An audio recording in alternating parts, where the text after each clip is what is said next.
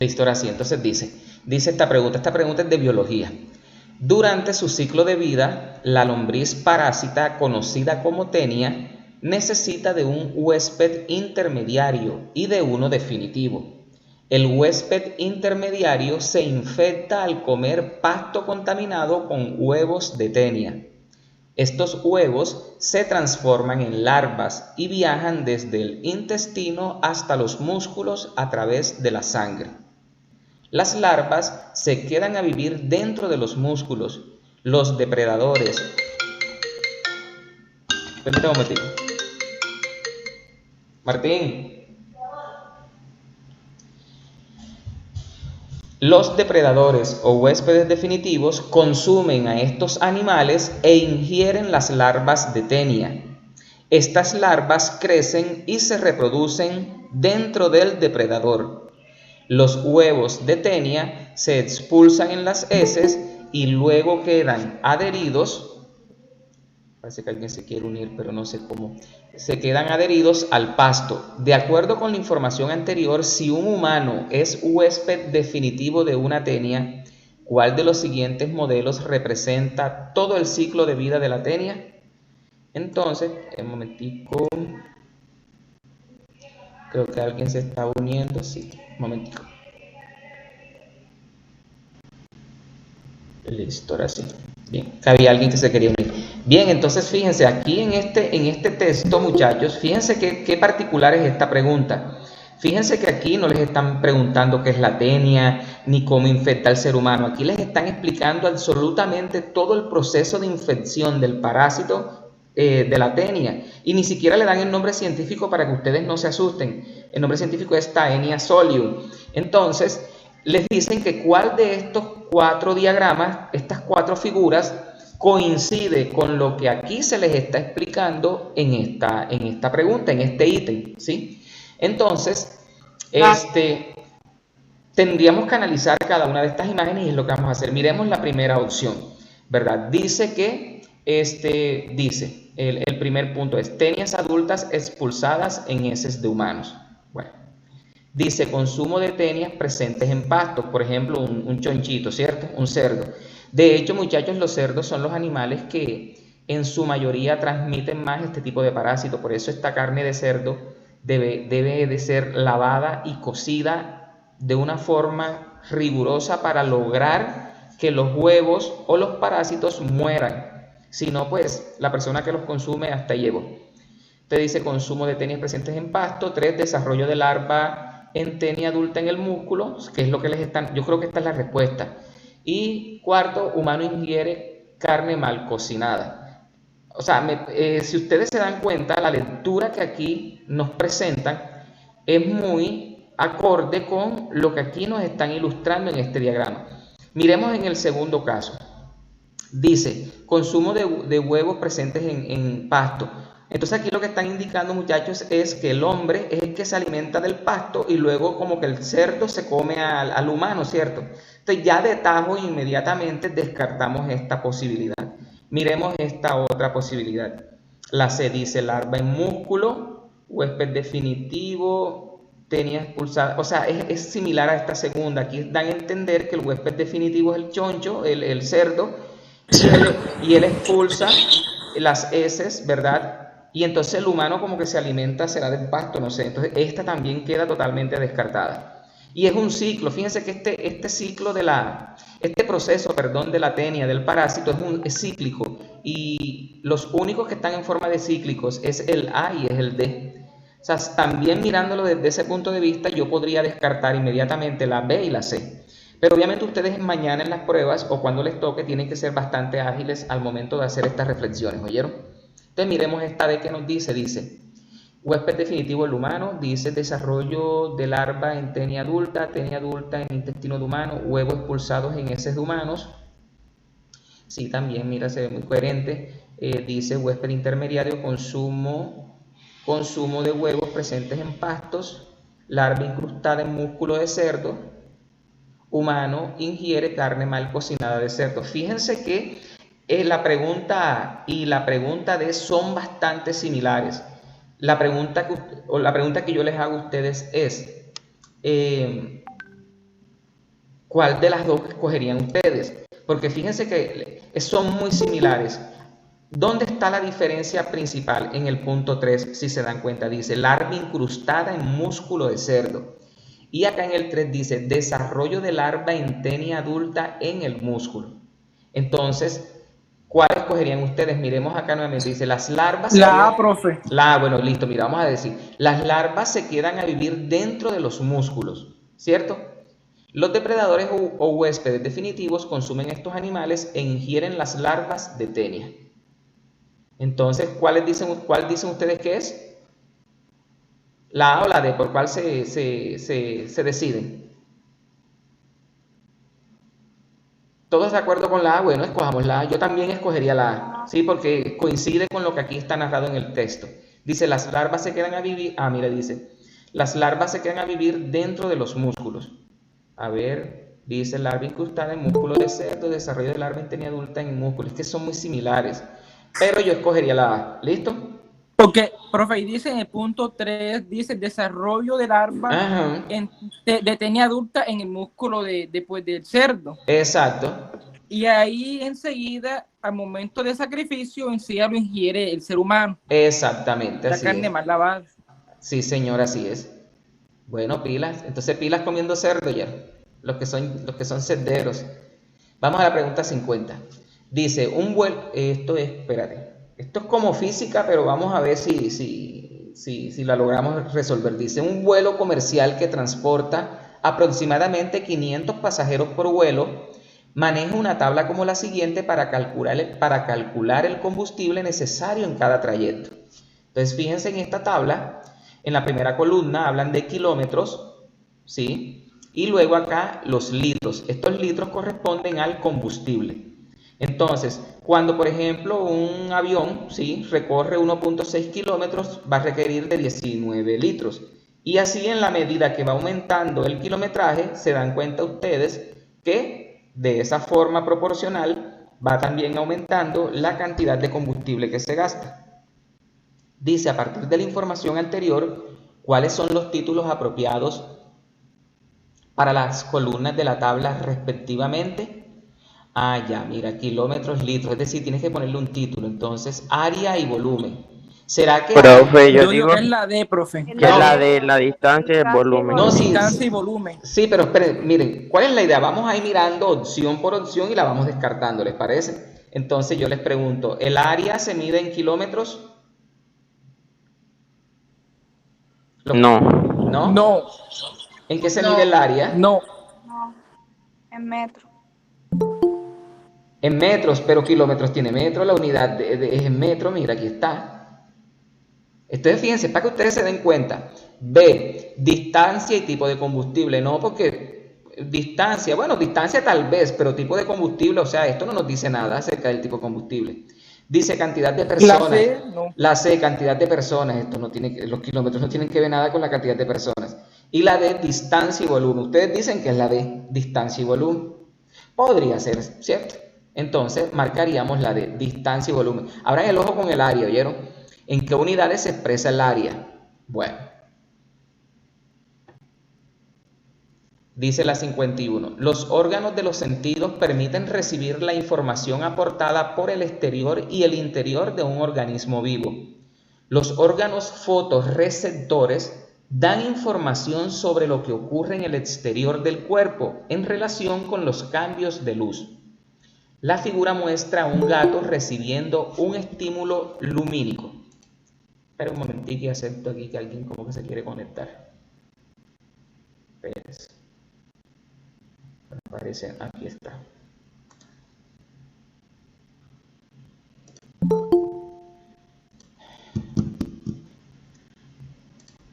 Por eso es que les dije que sean puntuales en conectarse a esto para evitar pues este tipo de interferencia. Listo, entonces dice que la figura, bendito sea Cristo. Les juro que no voy a aceptar más a ninguno. El que no llegó, se fregó. Apenas hay 16 muchachitos de 2 colegios, de 3 grados, imagínate tú, Esperanza es. Y todavía dicen, no, esas pruebas son fáciles, que no sé qué. Eso es suerte. Eso es lo que dice. flojo, que no estudia, el que saca más puntaje siempre dice, eso fue suerte. Y yo, mira, cuidado. Esperen para ver quién más está conectado por aquí. Bueno, ahora sí seguimos con el gato. La figura muestra un gato recibiendo un estímulo lumínico. No voy a hacer más ninguno. Si el gato perdiera su órgano fotorreceptor, es decir, ¿qué órgano estaría perdiendo el gato, verdad? Cuando hacen referencia a órgano fotorreceptor, pues obviamente ¿cuál va a ser? La vista, ¿cierto? Ustedes saben que ellos tienen una vista bastante desarrollada, sobre todo en la noche. ¿Cuál de los siguientes estímulos no podría percibir? Primera opción, los cambios en la textura. Ese sería el sentido del tacto. Y el sentido del tacto tiene que ver algo con la cuestión de la luz de los fotorreceptores, ¿no, verdad? La descartamos enseguida. No. B, los cambios de luz. Pues esa es la respuesta, ¿cierto? No hay que ser tan sabio para eso. Sí, Sí. La C, los cambios... La C, los cambios de olor y sabor, no, ese es el sentido del gusto. Y la D, los cambios de sonido, ese sería la audición. Entonces, pues, fíjense ustedes, muchachos, parece, a veces uno diría, ¿verdad? A veces uno comete el atrevimiento de decir, no, es que esas preguntas que ponen en el INFE son tontas. No es que sean tontas, son preguntas que son preguntas por competencias donde lo que se busca, muchachos, es mirar la capacidad que tienen ustedes de resolver problemas, ¿oyeron? Y todas las preguntas son de este estilo, miren todas las que hemos analizado hasta este momento, son muy sencillas, pero ¿qué se requiere para eso? Que ustedes tengan bastante concentración, ¿oyeron? Y sean bastante ágiles al momento de responder. Entonces pasamos ahora a la pregunta 52, dice, un estudiante quiere saber ¿cuál es la dieta principal del murciélago? El nombre científico es Esturnira aratatomasi. Ese es el nombre científico del murciélago, Esturnira aratatomasi. Bien, para ello recolecta muestras de excremento de 10 individuos, es decir, de 10 murciélagos, ¿oyeron? Y determina el tipo de alimento que consume usualmente esta especie. Es decir, el estudiante encontró semillas y pulpa de tomatillo, por lo cual el estudiante concluyó que los murciélagos de esta especie se alimentan principalmente de tomatillo. Entonces viene una pregunta que voy a hacer después que acepte a este que está por aquí solicitando. Espérense un momentico. Los culpables de estas interrupciones son sus mismos compañeros, ¿oyeron? Dice, ¿cuál de las siguientes carteleras muestra de forma correcta la investigación realizada por el estudiante? Si se dan cuenta ustedes, muchachos, en esta pregunta tan particular, fíjense que aquí, hasta el momento, las preguntas que hemos analizado no les están preguntando conocimientos, qué tanto sabes tú de algo, ¿cierto? Sino que te están planteando una serie de situaciones y quieren mirar qué tan creativo eres tú al momento de responder. Entonces, ¿cuál de las siguientes carteleras, bendito sea Cristo, muestra de forma correcta la investigación realizada por el estudiante? Entonces aquí tenemos 4 carteleras de ese murciélago, ¿cómo es el nombre científico? Esturnira aratatomasi. Miremos la primera cartelera, dice, ¿cuál es la dieta principal de Esturnira aratatomasi? Y viene experimento, dice, se tomaron 10 murciélagos de una zona y se obtuvieron muestras de su excremento. Se analizaron las sustancias presentes en el excremento para identificar el tipo de alimento consumido. Conclusión, los murciélagos de ese aratatomasi se alimentan principalmente de tomatillo. Entonces aquí presentan una imagen del murciélago y una del tomate. Pues sin conocer las demás, fíjense que la información que aquí están brindando coincide con lo que el niño hizo. Dice, un estudiante quiere saber cuál es la dieta, para ello recolecta muestras de excremento. Ah, no, fíjense que aquí está el detalle. Miren lo que hizo el estudiante. El estudiante recolecta son las muestras de excremento, más no captura los murciélagos. ¿Y qué dice aquí? Se tomaron 10 murciélagos. Entonces, con esto que está aquí al inicio, ya inmediatamente no coincide con la información que está planteada en el ítem. Si se dan cuenta, ¿cierto? Bien, miremos la B. Dice, tiene el mismo título. ¿Cuál es la dieta?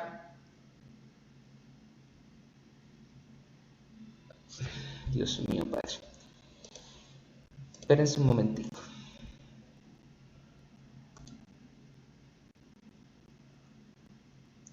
Es que por ahí me escribió una mamá de un niño de la Candelaria que lo deje entrar, que no sé qué, que se una. Ahí está el enlace. Bendito sea Cristo, Dios mío, Padre. Dame paciencia, Señor. Espérense un momentico, muchachos, ustedes perdonen. Es como la gente en el pueblo, ustedes saben.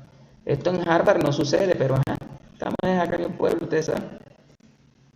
De vaina va a venir el Duque mañana a inaugurar el supuesto parque de los paneles solares. Espérense un momentito, a ver si logro encontrar el mentado enlace. Bendito sea Jesús. Es que yo tengo WhatsApp aquí en mi computador, pero es un poquito lento. Espérense un momentito. Martín, muévete, muévete.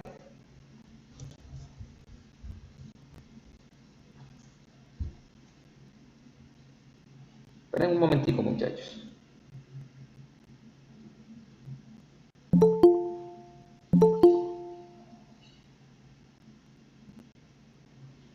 Pues vayan a creer que es que no quiero. Toma.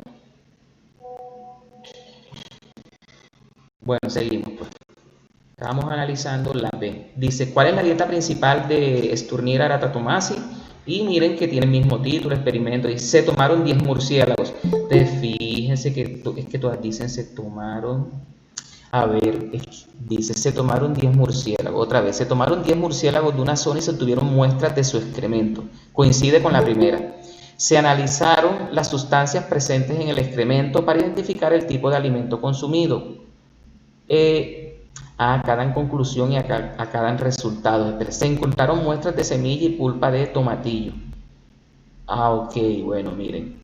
Fíjense que tienen la misma información, pero difieren en que en el primero plantean conclusión y acá plantean resultados. Miremos el texto otra vez, dice. Él encontró semillas y pulpa de tomatillo, por lo cual el estudiante concluyó que los murciélagos de esta especie se alimentan principalmente de tomatillo. Es decir, aquí presentan tanto resultados como conclusiones. Entonces, miremos la CAB que dice. ¿Cuál es la dieta principal? Lo mismo, se tomaron 10 murciélagos de una zona y se tuvieron muestras de su excremento. Este está como bastante elemental, si se dan cuenta. Y al final se analizaron las sustancias presentes, pero fíjense que esta C no está dando ni resultados ni conclusiones. Y miremos la D. Dice, ¿cuál es la dieta principal de Sturniera aratatomasi? Entonces dice, se tomaron 10 murciélagos de una zona y se obtuvieron muestras de su excremento. Se analizaron las sustancias presentes en el excremento para identificar el tipo de alimento consumido. Fíjense que esta información coincide con la opción A y con la opción B. Pero ¿qué pasa? Que esta D tiene los dos componentes, resultados y conclusión, y esto es lo que aquí se les está mencionando. Si lo observan aquí al final dice, él encontró semillas y pulpa de tomatillo. Estos son los resultados, por lo cual el estudiante concluyó, aquí está la conclusión, los murciélagos de esta especie se alimentan principalmente de tomatillo. Entonces, lo que acá vamos a mirar si dice, se encontraron muestras de semillas y pulpa de tomatillo en los resultados. Conclusión, los murciélagos se alimentan principalmente de tomatillo. Entonces, por obvias razones y por ser más completa esta cartelera, pues esta sería la respuesta correcta, la D de dato. ¿Sí me están escuchando, muchachos?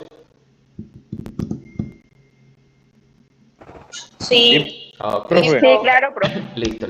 Sí, profe. Espérense que estoy aquí aceptando otro, bendito sea Cristo. Espérense un momentito.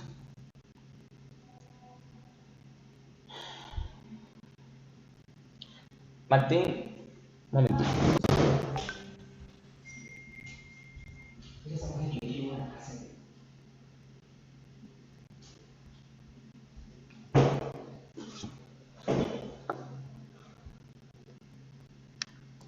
Espérense que estaba peleando por allá, pero ya viene. Mi encuesta no se ve ni sí.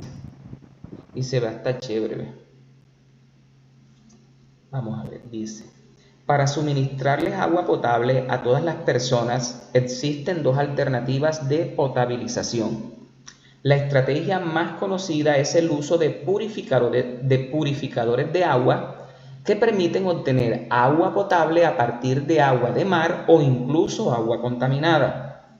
Otra alternativa es la implementación de reacciones químicas que permiten generar unas especies conocidas como radicales libres, los cuales pueden degradar distintos contaminantes presentes en el agua. A continuación se presentan las reacciones químicas que muestran cómo a partir de oxígeno, saben que la fórmula molecular del oxígeno es O2, hierro, ahí está Fe, que es el símbolo de hierro, y luz solar, se puede obtener una de estas especies conocidas como radical OH-, ese es el radical hidroxilo. Entonces aquí tenemos, la primera reacción se las voy a traducir porque yo sé que no la ven bien. Aquí tenemos el hierro, aquí tiene 3 más, ¿sí? Más electrones, produce Fe, aquí sí no sé si es 2 más, debe ser 2 más. Aquí tenemos el oxígeno más 2 electrones, más 2 iones de hidrógeno, 2H más, y eso produce peróxido de hidrógeno, H2O2. Recuerden, H2O2, peróxido de hidrógeno. Recuerden cuando vimos nomenclatura química. Y en esta tercera reacción tenemos el hierro más 2 más peróxido de hidrógeno en presencia de luz. Eso va a producir el hierro, ¿verdad? Que es también un ion porque es hierro más 3. También produce el radical hidroxilo, que es el que les están mencionando aquí. Y también radical hidroxilo, y también se está produciendo un ion que es hidroxilión, que es diferente al radical, ¿ok?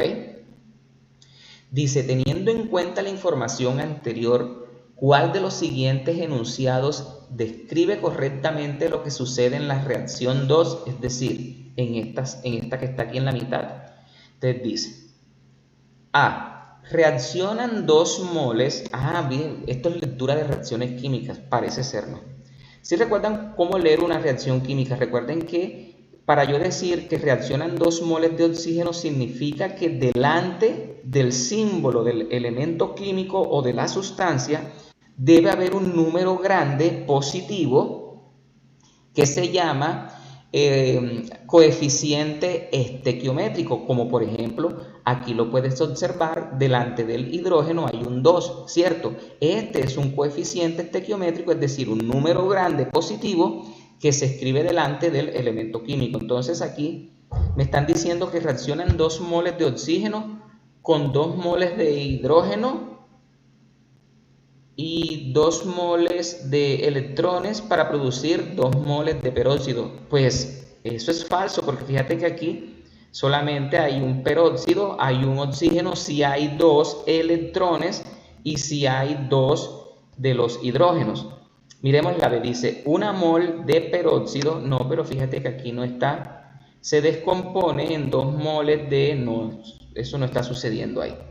La C, reacciona 1 mol de oxígeno con 2 moles de hidrógeno y 2 moles de electrones para producir 1 mol de peróxido de hidrógeno. Eso es totalmente correcto. Ya me atrevería a asegurar que esta es la opción correcta, la C. Y la D, no, mira, 2 moles de peróxido. No, señores, peróxido es producto, no es reactivo. Entonces, fíjense, la respuesta correcta es la C. Parecería difícil esta pregunta, pero miren lo sencilla que es. Dejen ver quién más está por aquí. Bueno, más nadie. Seguimos entonces, muchachos. Dice, teniendo en cuenta la información... no, ya se la leí. Es la 46. Dice, teniendo en cuenta la anterior información, ¿por qué la implementación de estas reacciones puede ser una estrategia factible para descontaminar fuentes hídricas rápidamente? Entonces, la primera opción que dan es, ¿por qué el oxígeno y la luz solar son recursos naturales abundantes y solo se necesitaría adicionar hierro a agua contaminada para producir radicales libres que se encarguen de degradar los contaminantes presentes en el agua contaminada? Pues se ve como creíble, ¿no? Vamos a ver qué dice la B. Pero el hierro sería a la vez un contaminante, pero bueno.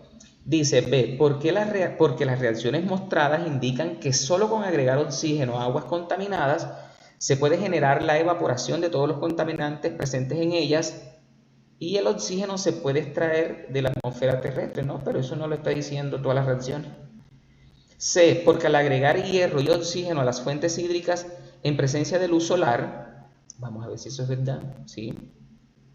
Se pueden transformar los contaminantes del agua en compuestos que mejoren su aroma y sabor. No, eso no tiene nada que ver. Porque el hierro forma una capa protectora sobre el agua y actúa como un filtro que no permite la formación de contaminantes sólidos o de radicales dañinos para el consumo humano. No, entonces definitivamente la opción correcta es la A. Porque el oxígeno y la luz solar son recursos naturales abundantes y solo se necesitaría adicionar hierro a agua contaminada para producir radicales libres que se encarguen de degradar los contaminantes presentes en el agua contaminada. O sea, según estas reacciones químicas, esta sería pues la respuesta correcta. Vamos a ver, el que escaneó estas hojas, Dios mío, si va a ser un favor que lo hicieran completo. Dice, la 47, en las reacciones 2 y 3, vámonos para las reacciones 2 y 3, que es esta donde está el oxígeno, los electrones, el ion hidrógeno, para producir peróxido, y acá tenemos hierro con peróxido, luz solar, que fue lo que mencionaron en la pregunta anterior. Aquí se produce hierro, los radicales y el hidroxilión. Entonces dice, en las reacciones 2 y 3 la sustancia H2O2, ya saben que ese es peróxido de hidrógeno. ¿A dónde voy? Es un compuesto. La razón por la que esta sustancia se considera un compuesto es, primera opción, su carga total es 0 y no tiene electrones en su estructura. Pues obvio que tiene electrones, ¿cierto? Porque si todos los átomos tienen electrones, pues obviamente pues, en el peróxido también.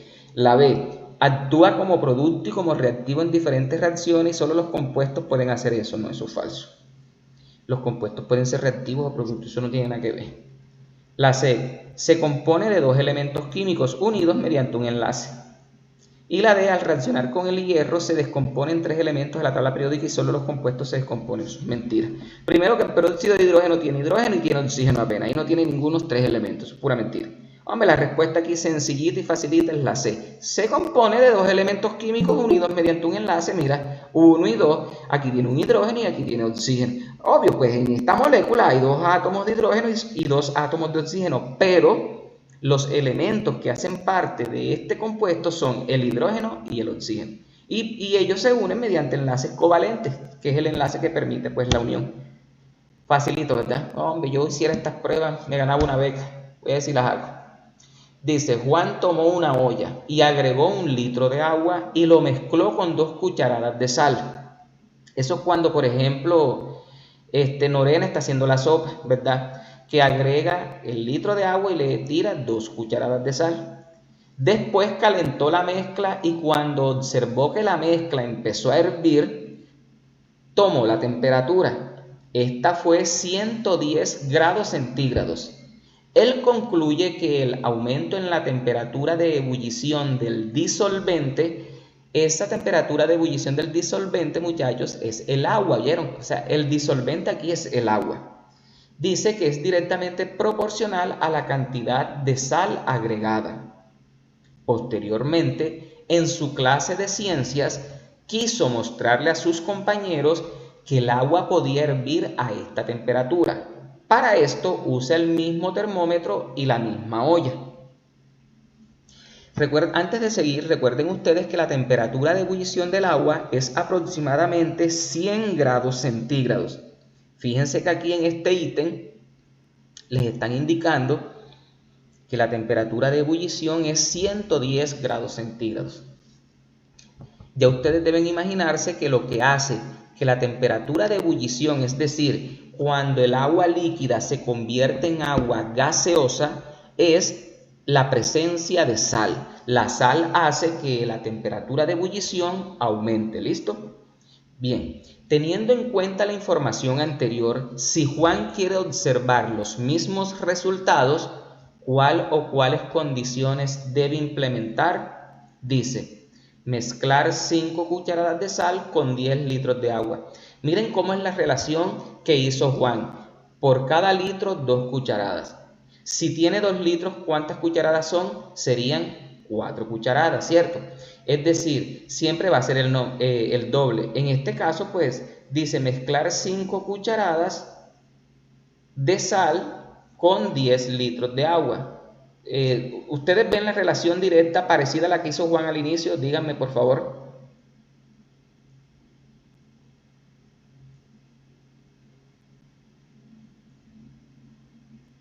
¿Será que no me están escuchando? ¿Me están escuchando, muchachos? Sí, profe. Ay, pero ese silencio, esto parece que estuviéramos aquí como una sesión así de esas que hacen con las bolas de cristal. Responden, manifiestan.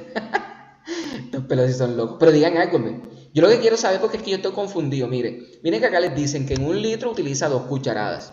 Y en esta primera opción dice que el niño usa 5 cucharadas en 10 litros de agua. ¿Eso será correcto? Pues tiene la misma proporción, si se dan cuenta.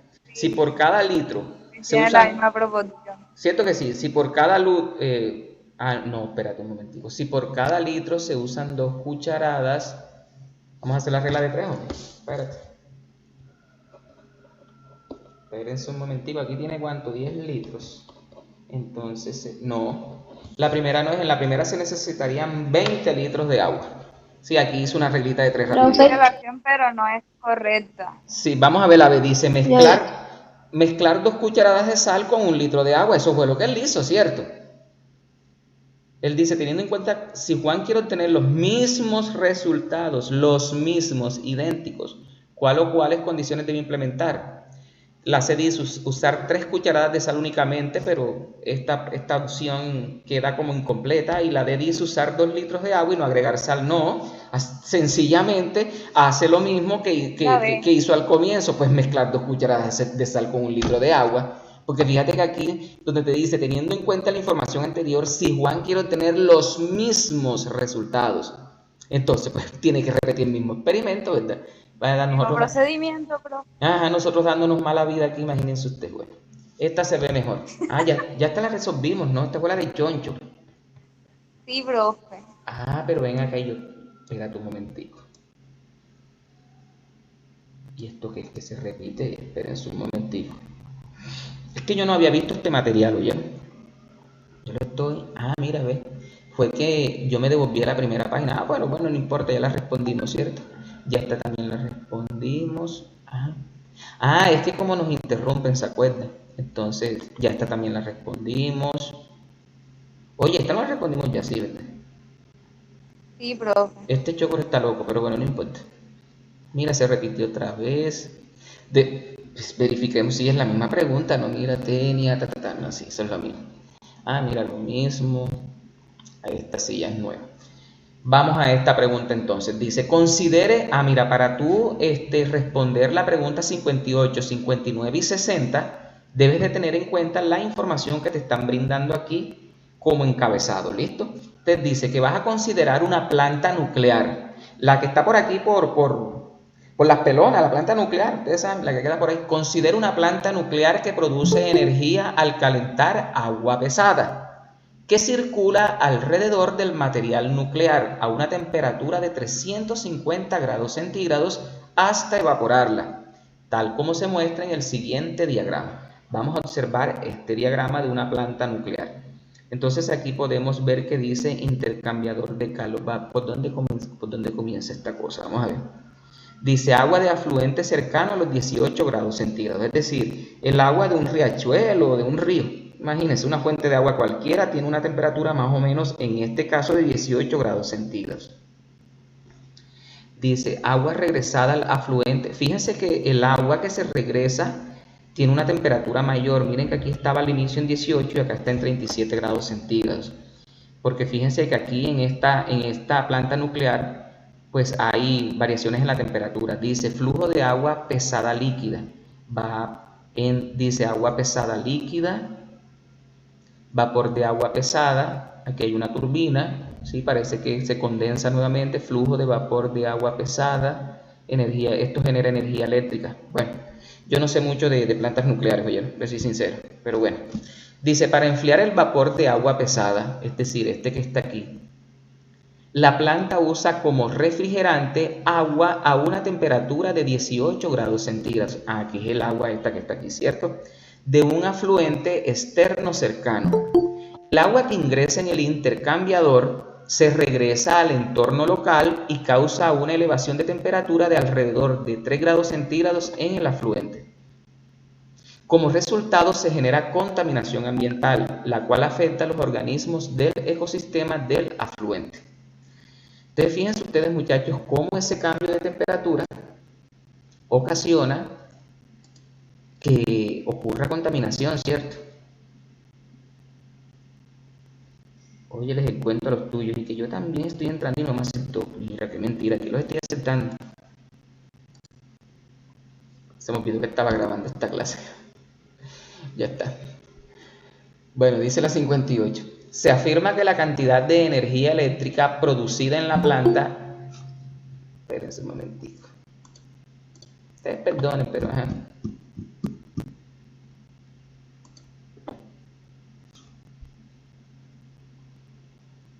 Hay estudiantes que seguramente se tienen que trepar en un árbol para coger la señal. Entonces, ustedes saben que eso es una dinámica, coger la escalera, acomodarse ahí arriba. Bueno, hay que darles la oportunidad. Bien, 58 dice, se afirma que la cantidad de energía eléctrica producida en la planta depende de la velocidad con la que fluye el agua del afluente por el intercambiador de calor. Es decir, que va a depender de esta agua. La energía eléctrica que se genera aquí va a depender de este afluente. ¿Cuál de los siguientes experimentos sirve para comprobar si esta afirmación es cierta? La primera opción dice, modificar la velocidad a la que circula el agua pesada por el material nuclear y medir la cantidad de energía eléctrica producida. Cantidad de agua pesada, sí, podría ser cierto. Modificar la velocidad. Dice, modificar la cantidad de material nuclear en el reactor y medir la cantidad de energía eléctrica producida. No, pues de hecho, este reactor funciona con el agua, ¿no? El agua tiene que estar presente. C, modificar la velocidad de rotación de la turbina y medir la cantidad de energía eléctrica producida. Pues eso no estaría midiendo el impacto del agua.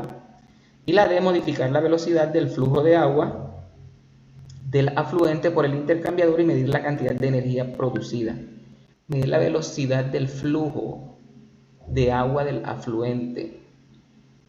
Sí, podría ser. ¿Cuál dice usted? Yo digo que es la D, muchachos. Yo escogería la D. Esto es más como de física, pero yo escogería la D. Sí, porque si tú modificas la velocidad del flujo de agua, sí, porque dependiendo de la cantidad de agua, sí, con la velocidad con que se mueva, pues eso va a generar que esta agua pesada suba, se evapore, golpee la turbina y esto pues es lo que va a generar la energía eléctrica. Digo yo acá en mi mundo. 59. Una forma de contrarrestar. Espérense que por ahí escuché. Bueno, Juan Elías tiene una entradera y una salidera.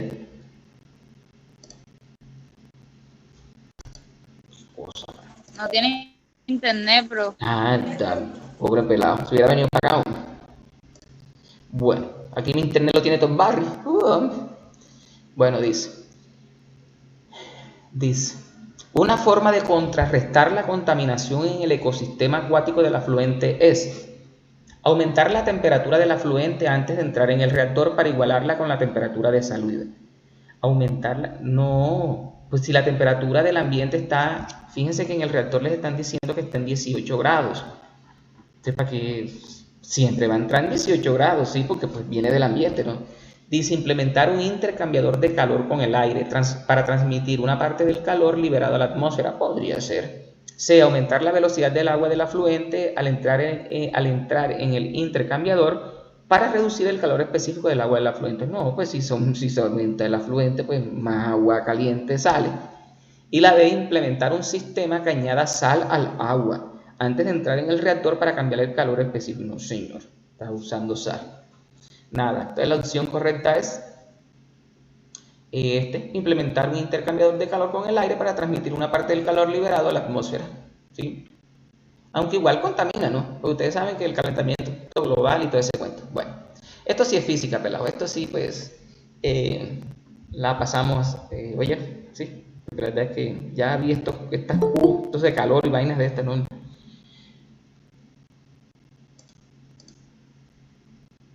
Espérense. La ley es otra. Una entradera y una salidera. Dice, bueno, la 61. Existen sustancias tóxicas que se incorporan en el organismo y que no pueden excretarse, es decir, no pueden expulsarse. Por ello se acumulan en los tejidos de seres pluricelulares. ¿Qué es un ser pluricelular? Hombre, cualquier ser vivo que tenga más de 2 células. Después que un ser vivo tenga más de 2 células es pluricelular porque tiene 2 o más células, ¿oyeron? Unicelular que tiene uno solo, por ejemplo las bacterias, algunos protozoarios, algunos hongos. ¿Qué viene? Uni viene de uno, ¿oyeron? Van a ver, había muchos que no sabían que era pluricelular. O en el citoplasma de los organismos unicelulares, bueno, aquí se los están diciendo. Este proceso se denomina bioacumulación. La figura muestra la cadena alimentaria en un pantano y la cifra de residuos de mercurio en partes por millón acumulada en las especies que la conforman. Entonces, fíjate, aquí te están diciendo que aquí no sé, dice que productores algas tienen una concentración de mercurio de 0,04 partes por millón. Consumidores primarios, es decir, los que se alimentan de estas algas, es decir, peces pequeños, van a tener una concentración entre 0,2 y 1,2 partes por millón. Fíjense cómo va incrementándose la concentración, ¿no? Ahora vienen los consumidores secundarios, es decir, peces más grandes que se alimentan de estos pececitos. Miren cómo es la concentración de mercurio, 2,2 partes por millón. Y ya los consumidores terciarios, que pueden ser las garzas, ¿verdad? Que se alimentan de este pez, que a su vez se alimentó de estos pececitos más pequeños y a su vez se alimentaron de estas algas. Mira cómo es la concentración, 3,76 partes por millón.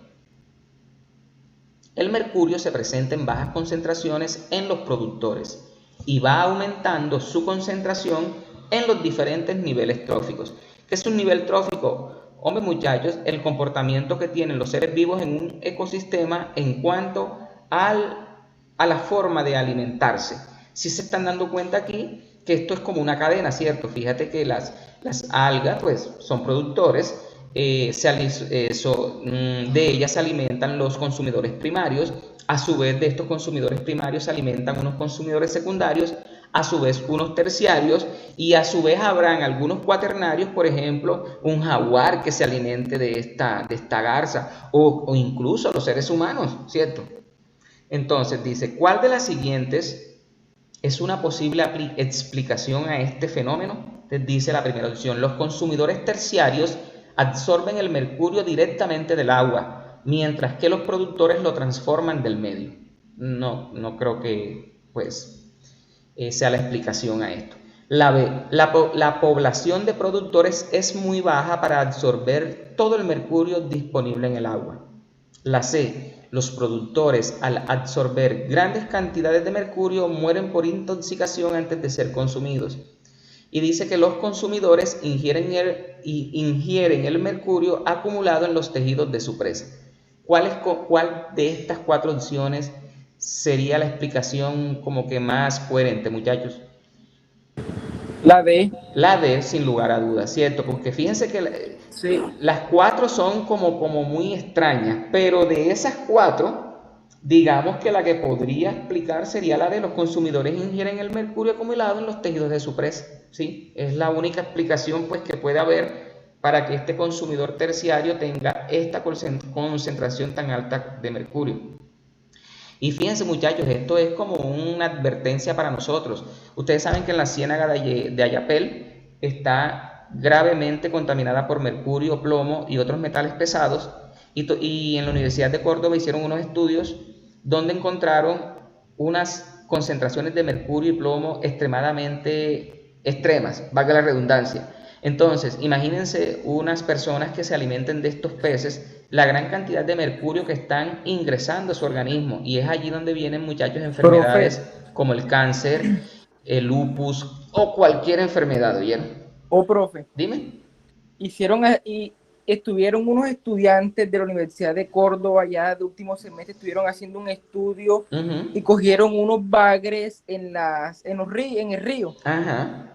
Y se dieron cuenta que el mercurio afecta el crecimiento de estos mismos. Claro, se ponen chiquiticos. Es que el mercurio es malísimo, ¿oíste? Malísimo, malísimo. Entonces, para que se den cuenta ustedes, muchachos, oye, no coman esos pescados por ahí. Bueno, dice, a continuación se... pelado. Espérense. Esto parece física. No, espérate, parece química. Dice, a continuación se muestra una representación gráfica de los electrones del último nivel de energía de los átomos K y F. Fácil, miren, aquí tenemos el átomo K. Estos son los electrones del último nivel. Recuerden que los electrones del último nivel de energía se llaman electrones de valencia, ¿oyeron? Entonces, el átomo K tiene 1 y el F tiene 7. Y aquí está, esto significa que es un electrón, bueno, la convención. Convención significa que esta figurita representa un electrón, otro y otro. Teniendo en cuenta la información anterior, ¿cuántos electrones tienen en su último nivel de energía el átomo K y el átomo F? Bendito sea Cristo, qué pregunta tan fácil. ¿Cuál me dicen ustedes que ya yo la vi? ¿Cuál es? Suéltenla y yo les digo si sí es o no es. ¿Cuál marcarían ustedes? Imagínense que esta pregunta les salió así. ¿Cuál marcarían ustedes? La C. La La C, C, profe. Exacto, es la C, obvio, cierto, es que esto es ultra y recontra obvio. Aquí hay 1 y aquí hay 7, pero aquí están, cierto, no. Y ahí está que se confunde, vayan a creer usted. Bueno, vamos a ver esta otra. Dice, un estudiante realizó el siguiente experimento. Dios mío, que le sacan estas preguntas en esas pruebas, muchachos. Ustedes se revienten esas becas, ¿verdad? Carajo. Imagínense ustedes. Dice, un estudiante realizó el siguiente experimento. Agregó 100 mililitros de agua con levaduras. Recuerden que las levaduras son unos hongos, ¿oyeron? Y esta levadura es el mismo polvo para hornear. ¿Sí? La gente que hace panadería y esas cosas. No, que no sé qué. Norena, que vende deditos, que usa polvo para hornear. No, eso no es polvo, es pura levadura, puro hongo. ¿Oyeron? También la levadura se usa, muchachos, en la industria cervecera. ¿Sí? Es decir, que el responsable directo de que ocurra la producción de cerveza es la levadura, un hongo. Entonces dice que el estudiante agregó 100 mililitros de agua con levaduras en un recipiente y lo calentó en una estufa. Midió el volumen del agua y contabilizó el número de células de levaduras cada 2 minutos. Caray, ¿cómo las contó? Los resultados se muestran en la tabla. Entonces miren, aquí está la tabla. En la primera columna está el tiempo en minutos. ¿Sí? El estudiante cada 2 minutos iba tomando la temperatura del agua. Fíjense cómo estaba a los 2 minutos y luego a los 10 minutos. El volumen del agua, fíjense que obviamente, fíjense que a partir del minuto 8 y 10, la temperatura llegó a 100 grados centígrados y obviamente, parte del agua se evapora y por esa razón el volumen disminuye, ¿cierto? El número de levaduras, miren, al inicio, antes de que el agua ebulliera o llegara a su punto de ebullición, estaba la misma cantidad de levaduras. A medida que el agua comenzó a ebullir, como que las levaduras comenzaron a morir, ¿cierto? Fíjense que disminuyó la cantidad. Dice, si la tendencia se mantiene, ¿cuál sería el volumen del agua a los 12 minutos? Volumen, te están preguntando. Fíjate que cada 2 minutos, si tomamos en cuenta el minuto 8 y 10, fíjate que en este lapso de tiempo de estos 2 minutos se redujo el volumen en 20 mililitros, ¿cierto? Sí se están dando cuenta, ¿cierto? Ahora dicen a los 12 minutos, ¿cuál sería el volumen aquí? Dice, es la A. La B, profe. Vamos a verla, dice. La B, profe. La B, profe. Sí, un momentico, dice la La A. B, la B. La A dice entre 120 mililitros y 100. No, señor, eso es mentira. La B, menor a 60 mililitros, sí, es menor. O sea, no te están diciendo que es 60, sino menor Porque va a bajando. 60 mililitros. C, menor a 300 mililitros. Tú eres loco, si aquí se están hablando de volúmenes de 100, iniciaron con 100 y acaban de hablar de 300. No, eso no. Y la de entre 80 y 60, no. La respuesta correcta es la B de banano. ¿Oyeron? Miren. Menor a 60, porque es que fíjate, del minuto 8 al minuto 10 hubo una reducción de 20 mililitros. De 80 a 60 se perdieron 20. Entonces tú haces el cálculo. Si luego que pasan 12 minutos, aquí va a haber una reducción de otros 20. 60 menos 20 aquí te va a dar ¿cuánto? 40. Entonces por esa razón de estas opciones la respuesta es menor a 60. 40 es menor que 60, ¿no es así? Entonces fíjense, ahí está la respuesta. Entonces se dan cuenta ustedes cómo son las preguntas en el ITFE, ¿cierto? En las pruebas saber, perdón. Pero ya te las respondimos, ¿verdad? Sí, señor. Que se están como repitiendo los... Vamos a ver cuál es esta, muchacha. Dice, en un estudio se determinó el número de hembras y machos por metro cuadrado de una especie de golondrinas en 7 sitios de muestreo. Los resultados se muestran en la tabla. Mira que hay 7 sitios. ¿Cuántas hembras habían en el sitio 1? ¿Cuántos machos? De igual forma hicieron el recuento para cada uno de los sitios. ¿Listo? Aquí están los datos. Muy bien. Si se quiere identificar la distribución de hembras y machos de golondrinas en cada sitio, ¿cuál de las siguientes gráficas es la más adecuada? Permítame un tico. Martín, tráeme agua, pipa. Le tengo que yo sé con mis hijos tanto hablan. Bueno, dicen, que cuál es la gráfica que más que encaja con estos datos. Bueno, vamos a mirar la primera. Sitio 1 dice que tiene 14. Pero espérate, vamos a analizarla, hombre. Dice, sitio 1 dice 14 hembras, aquí están las 14 hembras, y 10 machos, aquí están los 10 machos. Esto hasta aquí es correcto. Sitio 2, 5, aquí está 5, miren, entre 4 y 6, aquí están los 5 y 6. Sí, perfectamente puede ser la 3. El sitio 3 dice que hay 12, fíjate, 12 y 16 machos. Muy bien. Sitio 3, perdón, el sitio 3, 12 y 6. Mira, aquí sí está ya. Sí se dan cuenta, ¿cierto? Fíjense que en el sitio 3 no coinciden con los datos que dan acá y por lo tanto la descartamos inmediatamente, ¿cierto? Esta segunda gráfica es incompleta. Sí se están dando cuenta, ¿cierto? Sí es incompleta porque solamente hay una columna y deben haber por lo menos. Tienen que haber 2 columnas de colores diferentes porque cada color va a significar la presencia de hembras y la presencia de machos. Por lo tanto, de una descartamos la B, no perdemos el tiempo en eso. Miremos esta que es una gráfica en forma de torta, así se le llama. Entonces dice que en el sitio 1 dice que 22%, pero es que aquí no nos están dando porcentajes.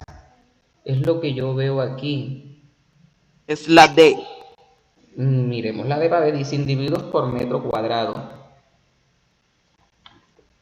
Dice 10. Acá están los colores. Mira, el más fuerte son las hembras.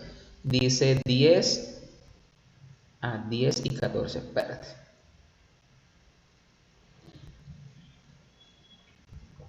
¿Cuáles son los machos? Espérate. Profe, es la profe. Es la. Vamos a ver, espérense. Acá nos están dando, igual nos están dando, si miran ¿cómo es que se llama? El plano cartesiano. Y fíjense que hay valores negativos. Profe, creo que se equivocó, no verificó bien en la. Pero miremos mira. Sitio 3, que este sitio 3 está viendo que no era, yo soy loco. Sitio 4, sí. No, es que yo estaba viendo en el 3, 4, yo sí soy loco. No, sí, es la A, obvio, sí, de una, la A. ¿Sí? Las demás no, mira, esta está sola, esta habla de porcentajes, ni por ahí, y esta habla de valores negativos, ni por ahí tampoco. O sea, solamente con observar es la A, ¿listo? Muy bien. Para no dar tanta yaya.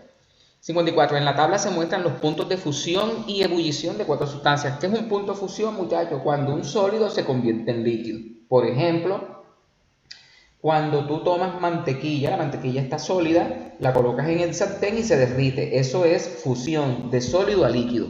Ebullición, ya lo hemos dicho, cuando tú compras el agua del pital, la pones en la estufa encendida, comienza a ebullir y ese momento en que aparecen esas burbujas, ese se llama punto de ebullición, es decir, cuando el líquido se convierte en gas. Y aquí te presentan una tabla de 4 sustancias, plata, mercurio, acetaldehído y agua. Te dan los respectivos puntos de fusión y punto de ebullición. Si se calientan en 4 recipientes separados, cada una de las anteriores sustancias, hasta una temperatura de 200 grados centígrados, ¿cuáles de las sustancias se mantienen en el recipiente en estado sólido y líquido? Solamente cuáles de sólido y líquido. La D. Dice una temperatura de 200 grados centígrados. Vamos a ver cuáles se mantienen. La D, profe. Obviamente, la plata, ¿cierto? Fíjate que la plata Imagínate, la plata, punto de fusión 900, imagínate, la plata para que pueda fundirse, es decir, para que el metal, o sea que es duro, se pueda convertir en líquido, tiene que la temperatura estar en casi 1000 grados, wow. Y si está a 200, pues ella se va a mantener sólida. ¿Y cuál dicen? ¿Y cuál se va a mantener líquida? Espérate, mercurio. Recuerden que el mercurio es el único metal líquido que existe, ¿cierto? Punto de fusión. Ah, pero es que el mercurio es líquido a menos 39. Porque podría ser. Ah, pero no está la opción. Sí, es la de plata y mercurio. Sí. Mira que el mercurio a 200 grados se va a mantener líquido todavía. Porque él se convierte en gas cuando la temperatura llega a 357 grados centígrados. ¿Oyeron? Listo, esas son las respuestas. Plata y mercurio, facilita. Esto es física, ¿verdad, muchachos? Sí, mira, ahí rectilínea, uniforme. Entonces sí la vamos pasando ya. Física, también, pues no tengo competencias para resolverles esto. Lo mismo que la 57, muchachos. Física. Miremos, ya esta fue la misma que respondimos, que se están repitiendo en el archivo.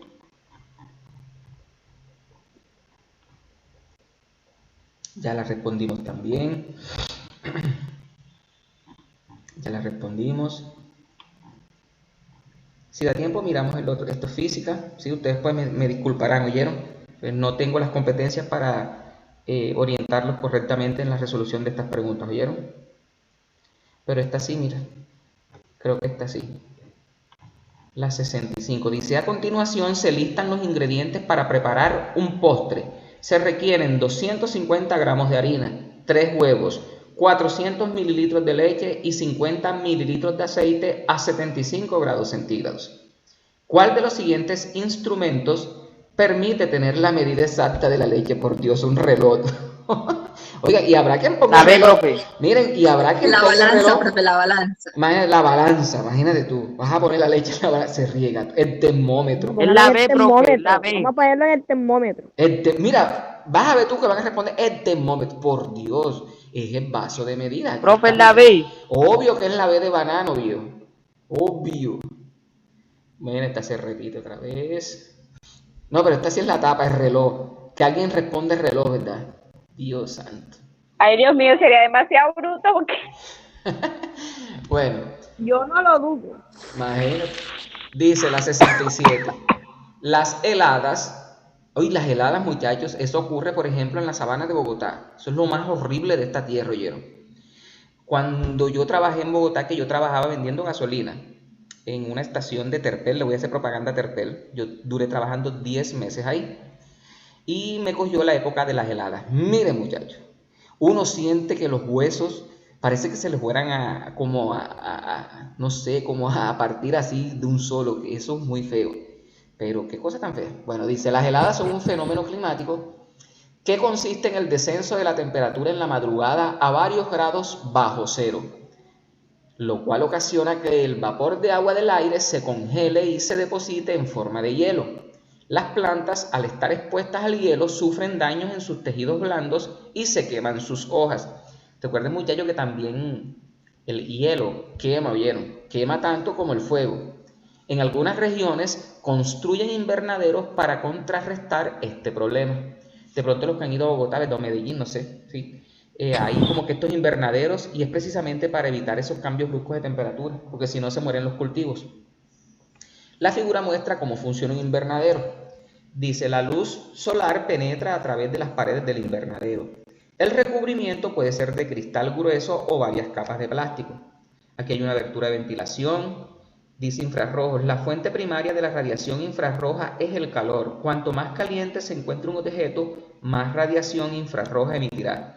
Las plantas y la tierra del interior aumentan su temperatura. Es decir, que si afuera ocurre la helada, fíjense que acá adentro estos rayos infrarrojos permiten que el calor se mantenga y por tanto la temperatura dentro de este invernadero va a ser, digamos que se va a mantener constante y no va a haber un bajón de temperatura tan grande como en el exterior, ¿oyeron?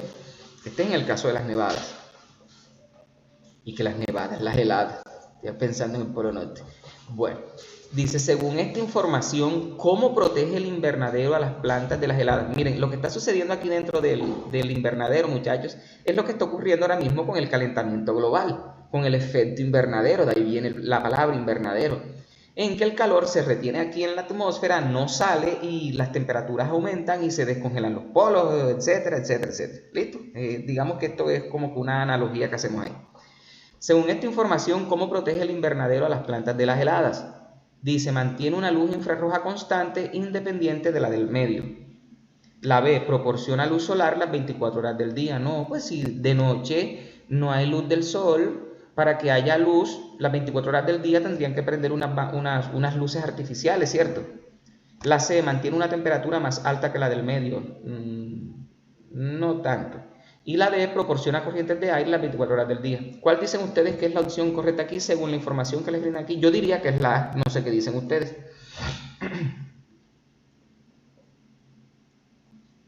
Miren que aquí dice infrarrojo, la fuente primaria de la radiación infrarroja es el calor. Cuanto más caliente se encuentre, Sí, profe, sería más la A. radiación infrarroja emitirá. ¿Cierto que sí? Sí, diríamos que es la A, mantiene una luz infrarroja constante independiente de la del medio.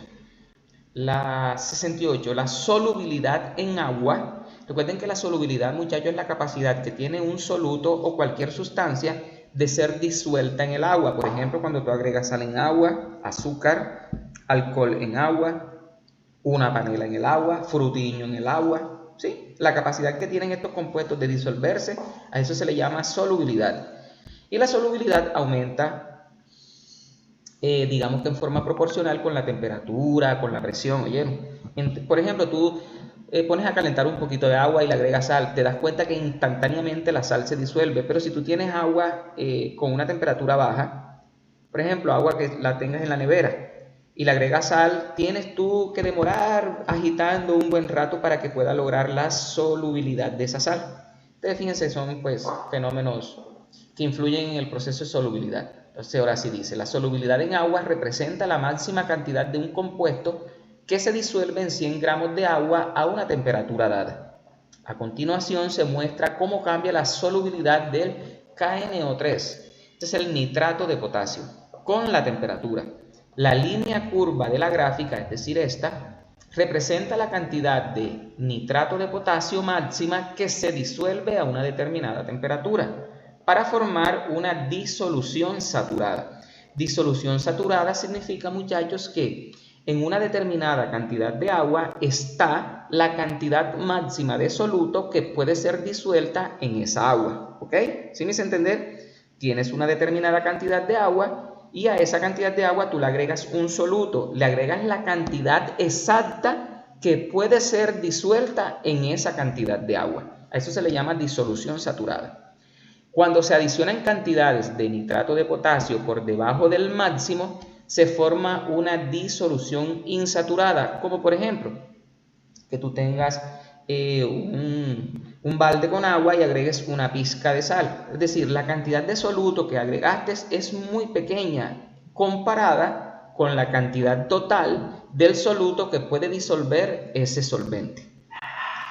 Bien. Espero que me esté haciendo entender, yo no estoy hablando aquí en chino. Entonces aquí tenemos la gráfica en el eje de las, este es el eje de la Y, ¿cierto? Sí. O pelado.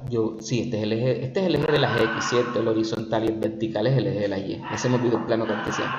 En el eje de la Y tenemos la solubilidad, ¿sí? Que son los gramos de nitratos de potasio que son disueltos por cada 100 gramos de agua. Y acá tenemos la temperatura, ¿sí? Cómo va aumentando. Fíjense que a medida que aumenta la temperatura, la solubilidad del nitrato va en aumento, ¿cierto? Martín, calla la perra. De acuerdo con la información anterior, si a 20 grados centígrados se tiene una disolución preparada con 20 gramos de nitrato de potasio en 100 gramos de agua, se espera que se obtenga una disolución, miren. De acuerdo con la información anterior, si a 20 grados, entonces ubiquemos los 20 grados centígrados. Aquí están los 20 grados centígrados. Dice, se tiene una disolución preparada con 20 gramos, es decir, aquí están los 20. Es decir, el punto el punto de unión es este aquí. Espérense un momentico. si logro aquí colocar el lapicito para escribir. Un momentico.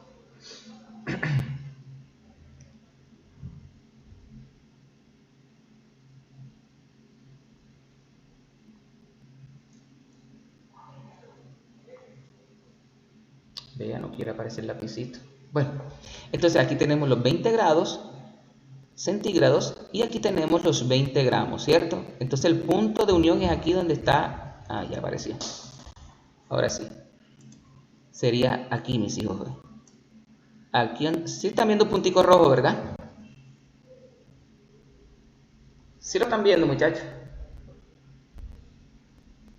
Sí. Ah, ok. Sí, Sí, señor. Están ahí, manifiéstense. Sí, profe. Bueno, entonces fíjate qué pasa. Aquí te están diciendo que la curva, espérate que tengo que salirme de aquí. Dice que la curva, vamos a ver, la línea curva de la gráfica representa la cantidad de nitrato máxima que se disuelve a una determinada temperatura. Es decir, a 20 grados centígrados la cantidad para lograr esa solución saturada es 40 gramos de sal. Pero fíjate que aquí tenemos en la mitad, tenemos 20. Entonces te están preguntando. Se espera que se obtenga una disolución. ¿Cómo sería ¿Cómo sería esa disolución que se obtendría cuando tú disuelves estos 20 gramos de nitrato de potasio en los 100 gramos de agua a 20 grados centígrados? Hombre, mira que está por debajo de la línea curva, lo cual significa que todo lo que esté por debajo de la línea curva va a ser menor cantidad de soluto, por lo tanto se formarán soluciones insaturadas. Ay, pensé que estaba escribiendo. Soluciones insaturadas, ¿listo? Y todas aquellas que estén por encima, es decir, en esta zona de la línea, serían sobresaturadas, ¿ok? Entonces, ya inmediatamente conociendo eso, sabemos que puede ser la opción A o la opción C, porque la B y la D te hablan de saturadas, y no es así. Para que sea saturada, tenía que coincidir, traté de hacer la línea, tenía que coincidir directamente con esta línea azul, ¿ok? Es decir, por ejemplo, 20 con 40, 30 con 60 y así sucesivamente. Entonces miremos la insaturada, porque a 10 grados centígrados se disuelven 80 gramos. No, eso es mentira, mira que a 10 no. Miren que no. Insaturada porque a 20 grados centígrados, estoy mirando la C ahora, porque a 20 grados centígrados se pueden disolver más de 20 gramos de KNO3 en 100 gramos de agua, y eso es correcto, fíjate, es lo que precisamente aquí estábamos discutiendo. La opción correcta es la C de coco.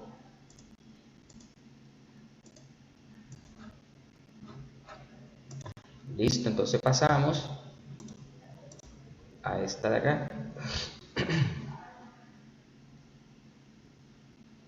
¿Hasta qué hora coloqué yo esta reunión? No me acuerdo. Creo que ya se nos está acabando el tiempo. Bueno, si se nos llega a acabar el tiempo, muchachos, pues por lo menos hicimos algo, ¿cierto? Bueno, vamos a seguir. Una estación de monitoreo de calidad del aire en un sitio de una ciudad analiza la concentración de dióxido de nitrógeno y ozono. Aquí están las respectivas fórmulas, ¿oyeron? NO2, dióxido de nitrógeno, ozono, O3. Durante un día con equipos automatizados. En la tabla se muestran los resultados obtenidos. Aquí tenemos la hora del día, la 1, las 4, 7, etc. Y la concentración de ozono y la concentración de dióxido de nitrógeno. Aquí están las concentraciones. De acuerdo con la tabla, ¿cuál de las siguientes gráficas representa los resultados correctamente? Entonces tendremos que mirar, ¿cierto?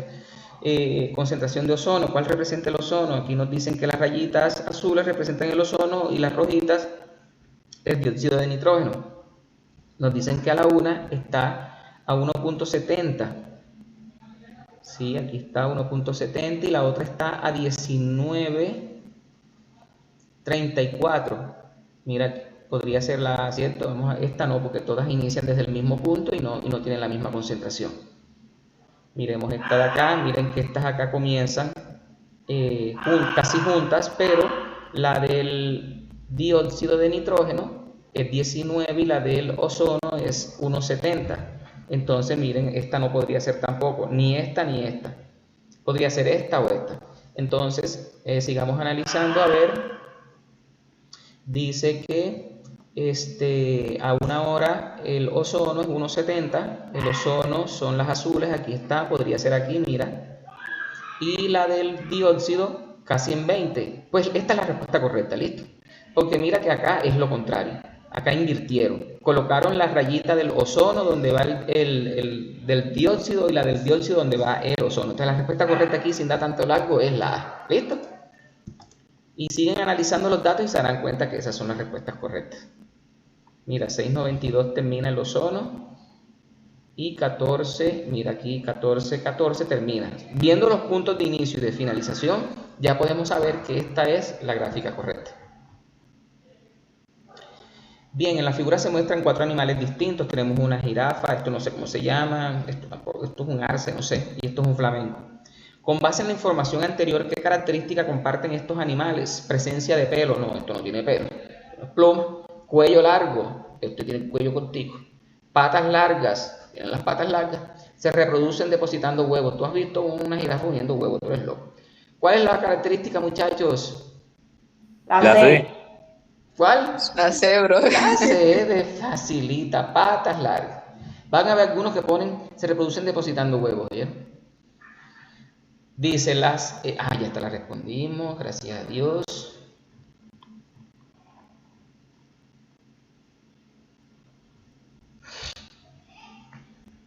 ¿Esto qué es? Bueno, vamos a leer esta parte. Esta no sé qué serán. Dice, hay que responder 51, 52 y 53 de acuerdo con la información que les voy a leer. La disponibilidad de atropina y de escopolamina en las hojas secas de belladona es baja, por lo que es necesario aislarlas por medio de una extracción sólido-líquido. Yo tengo esta planta en la Candelaria, ahora es que me acuerdo, y es tóxica. Tóxica no es, la usan para... la cual consiste en la extracción de los principios activos de una planta que son solubles en determinado solvente. Este proceso se muestra en el siguiente diagrama. Entonces tenemos las hojas secas de belladona, se trituran, se hace la extracción sólido-líquido usando alcohol etílico. Luego que se ha hecho la extracción, se filtra la muestra, se filtra ese extracto y se va a obtener un extracto líquido de belladona, y acá se obtienen restos sólidos de hojas secas sin principios activos. Este es el mismo proceso que hacemos en el semillero cuando hacemos la concentración de extractos. ¿Sí? Es lo mismo.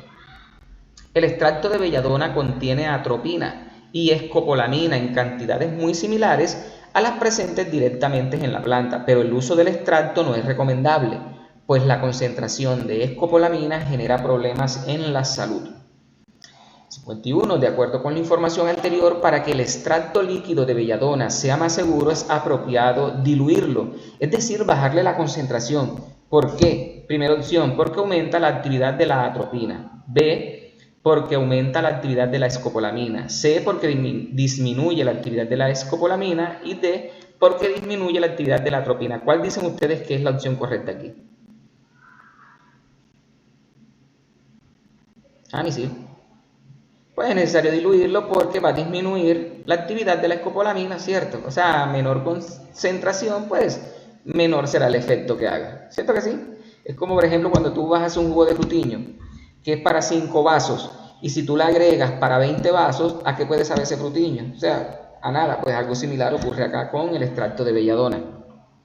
Dice que durante la extracción sólido-líquido, es decir, esta parte de aquí, donde están las hojas trituradas con el etanol, se combinan las hojas secas de la planta con el alcohol etílico, obteniendo una mezcla. Una vez obtenida dicha mezcla, ¿por qué es necesario realizar una filtración? Primera opción, porque se obtiene una mezcla de dos líquidos solubles entre sí que solo la filtración puede separar. Mentira.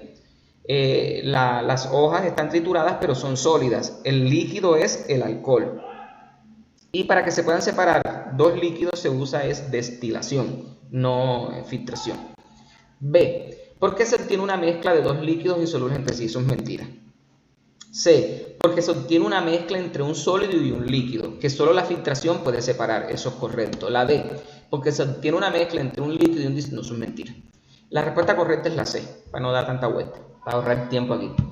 La 53, usando un nuevo método de extracción en el que se trituran las hojas verdes de belladona recién cortadas sin la adición de disolventes, se obtiene una concentración de atropina entre 3 y 5 veces mayor que con el extracto obtenido por el método de extracción sólido-líquido, mientras que la concentración de escopolamina se mantiene igual.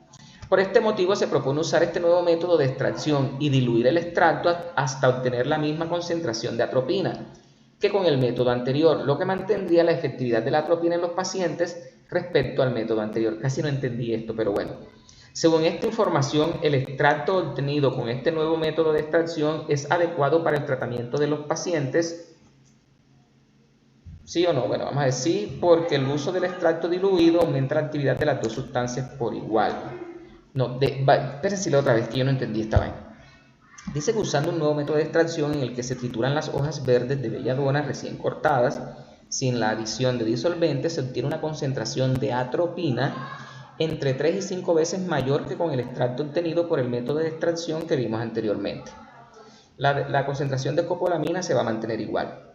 Por este motivo se propone usar este nuevo método, es decir, con las hojas verdes, y diluir el extracto hasta obtener la misma concentración de atropina que con el método anterior. Es que se está contradiciendo esta cosa. Por este método se propone usar este nuevo método de extracción. Ay, que no les voy a decir esta pregunta, pero por este motivo se propone usar este nuevo método de extracción y diluir el extracto hasta obtener la misma concentración de atropina que con el método anterior, lo que mantendría la efectividad de la atropina en los pacientes respecto al método anterior. La verdad es que quedé loco con esto. Bueno, según esta información, el extracto obtenido con este nuevo método de extracción es adecuado para el tratamiento de los pacientes. Sí, porque el uso del extracto diluido aumenta la actividad de las dos sustancias. No porque el uso del extracto diluido disminuye la cantidad de atropina disponible para el paciente. Sí, porque la actividad de la atropina se mantiene y al diluirse la de la escopolamina disminuye. Y no porque la actividad de la atropina disminuye y al diluirse la de la escopolamina aumenta. Bueno, la verdad es que no estoy seguro en esto, pelado. ¿Oyeron? No me atrevo ni a responderles, porque no entiendo la pregunta, realmente. Entonces, pues, pasemos. Sí, me dejó muy... No entendí eso. Esto lo respondimos. Que se están repitiendo las hojas. Ya las respondimos. No, ya las respondimos también. Ahí está, ¿no? Dice, el derretimiento de los casquetes polares en el Polo Sur ha venido aumentando desde el año 1951 debido a un incremento en la temperatura, la cual afecta las aguas de sus océanos cercanos. Con el objetivo de establecer si el aumento de temperatura ha afectado la salinidad, unos investigadores decidieron medirla en una estación de muestreo en los océanos cercanos al Polo Sur, desde 1955 hasta 2007. Los resultados obtenidos se muestran en la gráfica. Miren aquí los años, la cantidad de sal o la salinidad del océano, de los océanos, ¿cierto? Del mar. Miren que en la medida que aumentan los años, la concentración de sal va disminuyendo por el derretimiento de los casquetes polares. Con base en la información que midieron los investigadores y los resultados obtenidos en la gráfica, ¿cuál de las siguientes hipótesis se evaluó? La salinidad de los océanos cercanos al Polo Sur cambió entre 1955 y 2007. Podría ser, ¿cierto? Sí, porque aquí estamos hablando de salinidad. Las temperaturas más elevadas en el Polo Sur se registraron en 1955 y 2007. No, eso no te lo está diciendo la gráfica. La gráfica te está midiendo concentración de sal versus año. Aquí no te están midiendo temperatura. C. La salinidad en los océanos de los polos sur y norte fueron iguales. Aquí solamente te están registrando información del polo sur, no hay información del polo norte. Por lo tanto, descartada. Y la D. El derretimiento de los casquetes polares disminuyó de forma constante. Eso tampoco te lo dice la gráfica. La gráfica te dice te trata de probar esta hipótesis. La salinidad de los océanos cercanos al polo sur cambió entre 1955 y 2007. Por lo tanto, sería la A. La 95 dice, en una segunda estación de muestreo se registró que la salinidad en el 2005 fue de 3,481 gramos disueltos en 100 gramos de agua, teniendo en cuenta que en 1 gramo de soluto sobre 1 kilogramo de solvente, ahí está, digamos que la equivalencia, ¿no? En 1 kilogramo y 1000 gramos. En comparación con la primera estación, ¿cuál de las dos estaciones presentó una mayor salinidad en el año 2005? Miremos acá en el año 2005. Aquí está, la salinidad sería inferior a ¿qué? A 34,74, sería casi 34,73, ¿cierto? Fíjense que la rayita está aquí. Vamos a poner 34,73, vamos a suponer que sea eso. Y acá dicen, en comparación con la primera estación, a ver, mira, aquí te lo dice, 3,481. 3,481 y acá, no es mayor, mira, 3,481, aunque acá la coma está diferente, ¿no? Pero de pronto fue que se equivocaron aquí, debe ser 34,81. Sí, para que tenga coherencia con esto de acá. 34,81 es como por acá, mira. Entonces dice, en comparación con la primera estación, ¿cuál de las dos estaciones presentó una mayor salinidad en el año 2005? Pues obviamente esta, ¿cierto? La primera estación porque su salinidad fue 10 veces más grande, la segunda estación porque su salinidad fue 10 veces más grande. ¿Cuál? Esta segunda estación, ¿cierto? La segunda estación porque 3 en 100 equivalen... sí, esta. La respuesta correcta es la D, ¿ok? La segunda estación porque 3,484 gramos disueltos en 100 gramos de solvente equivale a 34,81 gramos disueltos en 1 kilogramo de disolvente, sí, teniendo en cuenta esta equivalencia que aquí hace. Es la D. De acuerdo con lo anterior, ¿cuál es la causa del cambio en la salinidad del agua en los océanos cercanos al Polo Sur? A. El derretimiento de los casquetes polares aumenta la concentración de sales disueltas porque este incrementa la temperatura en el océano. No. El derretimiento de los casquetes polares aumenta la concentración de las sales disueltas, la disminuye. El derretimiento de los casquetes polares disminuye la concentración de sales disueltas porque esto aumenta el volumen de agua líquida en el océano. Sí, señor. El derretimiento de los casquetes polares disminuye la concentración de sales disueltas porque muchas de estas... No, la respuesta correcta es la C. ¿Listo? Vamos a ver esta de acá que dice: Camila tiene una esfera de madera y otra de hierro y las mete en agua hirviendo por 1 minuto. Muchachos, ¿me están escuchando? ¿O ya se fueron? Sí, profe. ¿Qué están ahí vivos todavía? Voy a ver cuántos hay, espérate. Igual ya estamos terminando Estamos, profe. Estamos terminando, no le paren bola a eso. Dice, Camila. Listo. Camila. Como la mancha en papoche. Sí, lo importante. Camila tiene una esfera de madera y otra de hierro y las mete en agua hirviendo por 1 minuto. Esa combinación ocurrente está. Después de 1 minuto la saca y mide su temperatura como se observa en la figura. Esfera de madera y esfera de hierro. Obviamente la de madera flota y la de hierro va para el fondo, ¿verdad? 1 minuto después. La de madera 60 grados centígrados y la de hierro 100 grados centígrados. ¿Qué puede probar Camila con su experimento? Que el hierro se transforma en madera al calentarlo, por Dios. Que Dios no permita que alguien responda a eso. B, que la esfera de hierro se calienta más rápido que la de madera. Sí, pues puede ser, ¿cierto? C, que las esferas cambian de composición al calentarse en agua. No, señor. D, que las esferas se vuelven cuadradas. Vaya, al calentarlas con bastante agua. No, ¿y por dónde? La respuesta correcta es que la esfera de hierro se calienta más rápido que la de madera. Eso es lo que estaba probando Camila.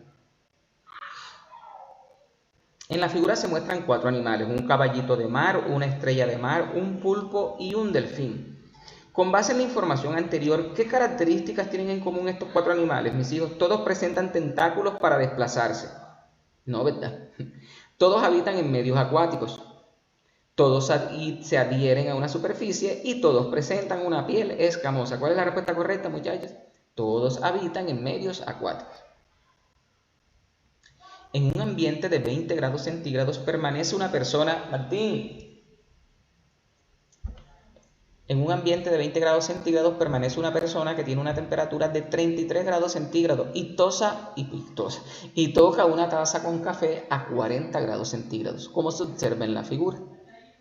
Si la persona siente un aumento de temperatura en su mano, ¿cuál es la dirección del flujo de calor para que esto ocurra, muchachos? Pues de la taza del café, ¿verdad?, hacia la manito. De la mano a la taza del café, o sea, la mano es la que calienta el café, no señor. Del ambiente a la mano, no señor. De la taza con café a la mano. De la taza con café al ambiente. ¿Cuál es? Obvio, de la taza con café a la mano. Fácil, ¿cierto?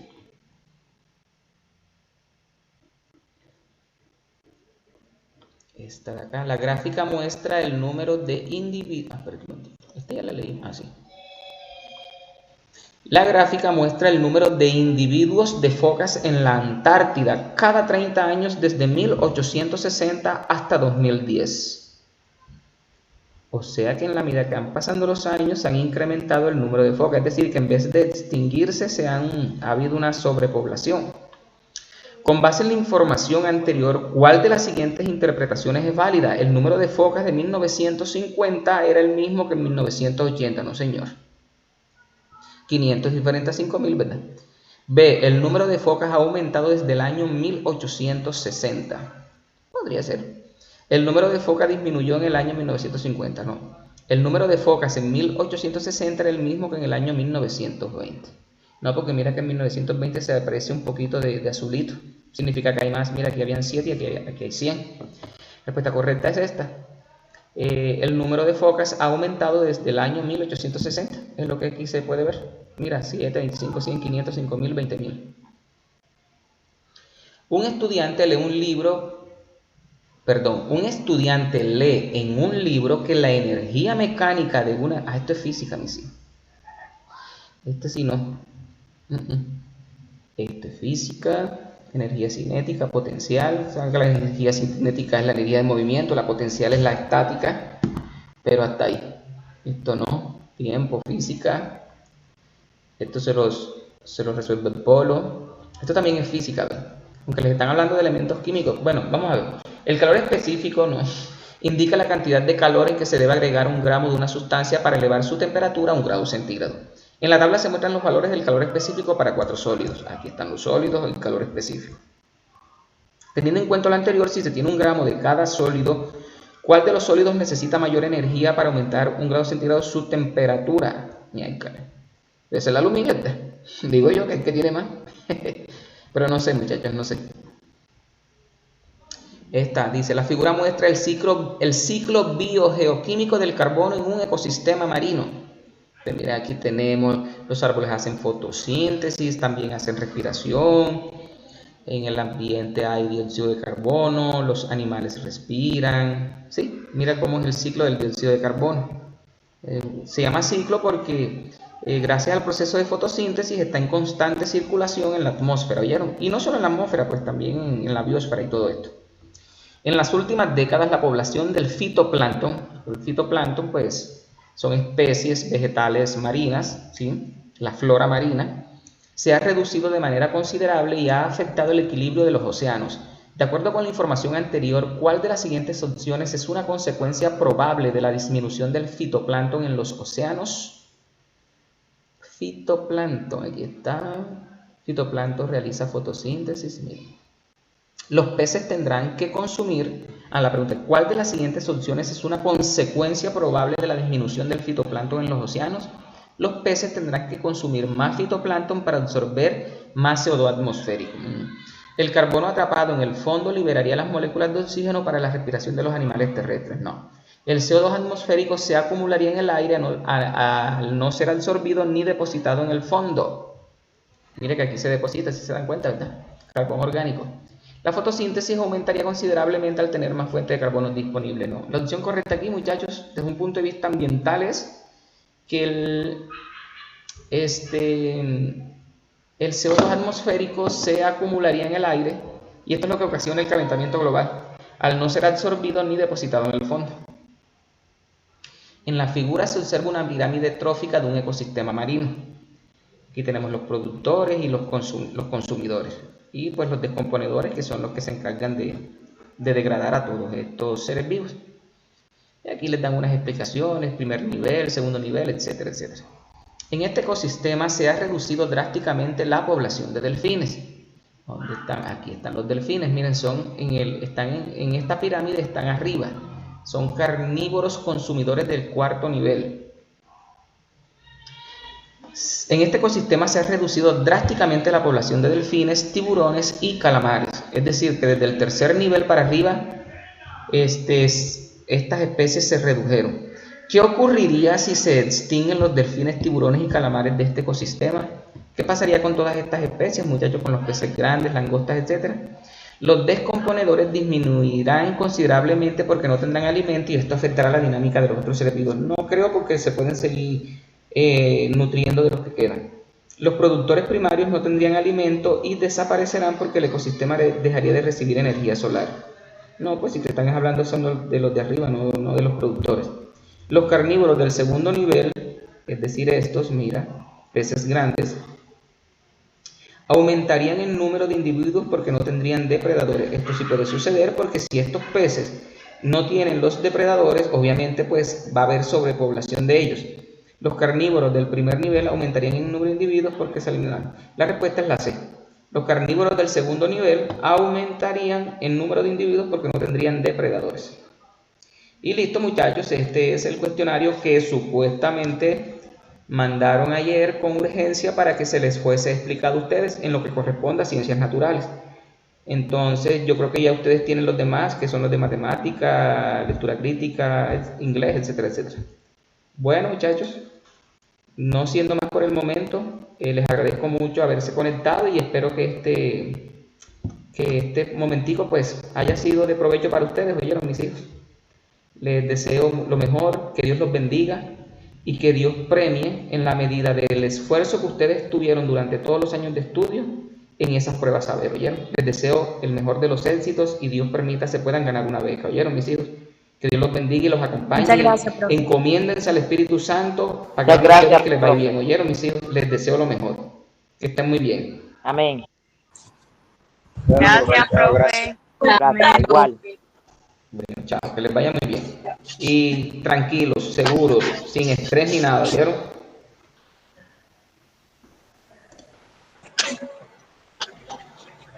Mira cómo le tengo esto.